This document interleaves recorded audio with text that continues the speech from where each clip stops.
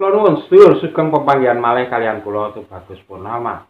Rahayu, rahayu, rahayu ingkang sami pinanggih.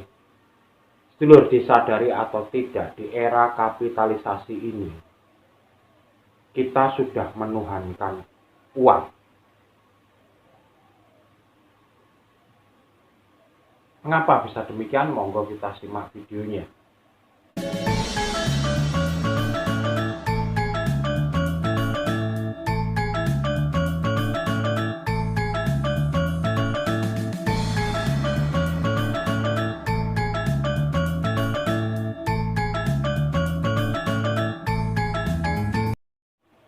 Baik sedulur, sebelum kita membahas bahwa Tuhan kita sekarang adalah uang, kita harus berkaca dari sejarah masa lalu dulu.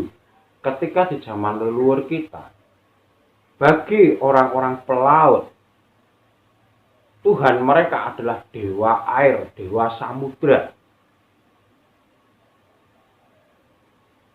Karena mereka hidupnya sangat bergantung dengan samudra. Bahkan ada yang menyebut dewa ikan, ada yang menyebut dewa angin. Itu berkaitan dengan kebutuhan hidupnya.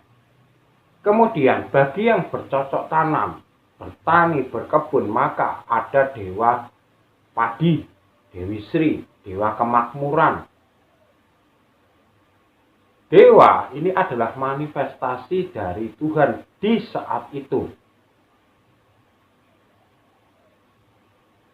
Lalu, di saat terjadi gejolak, negara dalam kondisi yang tidak pasti, negara dalam kondisi yang dijajah, negara yang dalam kondisi yang kelaparan, maka dewa-dewa itu akan disingkirkan secara perlahan dan digantikan berupa sosok orang yang mampu untuk membawa bangsanya keluar dari kesengsaraan. Itulah yang disebut dewa juga.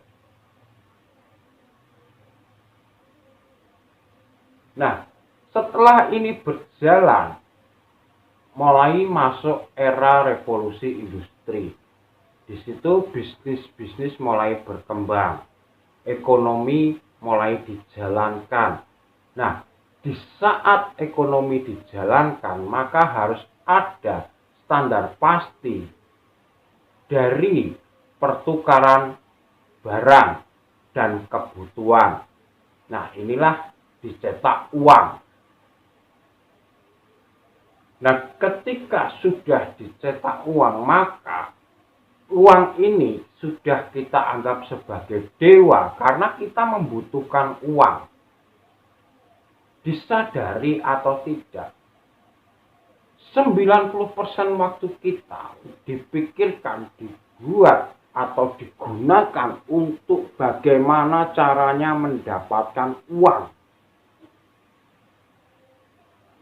Tetapi apakah uang itu bisa dimiliki panjenengan? Tidak.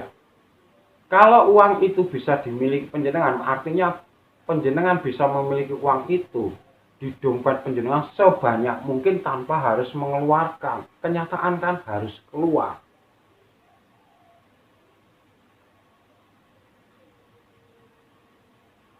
Ada seorang ahli agama Buddha yang berkata terhadap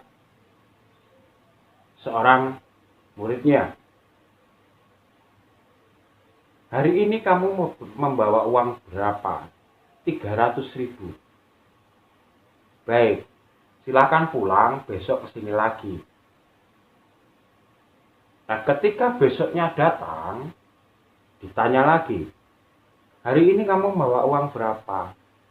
150.000, karena yang 150 sudah saya belanjakan untuk beli makanan, beli jajan, untuk beli bensin, kendaraan.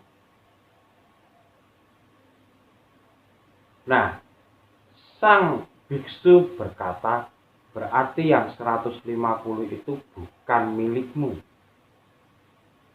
milik tukang bensin, milik tukang penjajah makanan. Kenyataan tidak ada di dompetmu sekarang dan berpindah tangan. Itulah sifat uang. Jadi uang itu tidak bisa kita miliki. Benar kita butuh, tapi tidak bisa kita miliki. Karena apa? Sekali masuk ke dompet kita juga harus mengeluarkan untuk hal lain. Berarti bukan milik kita, tapi milik orang.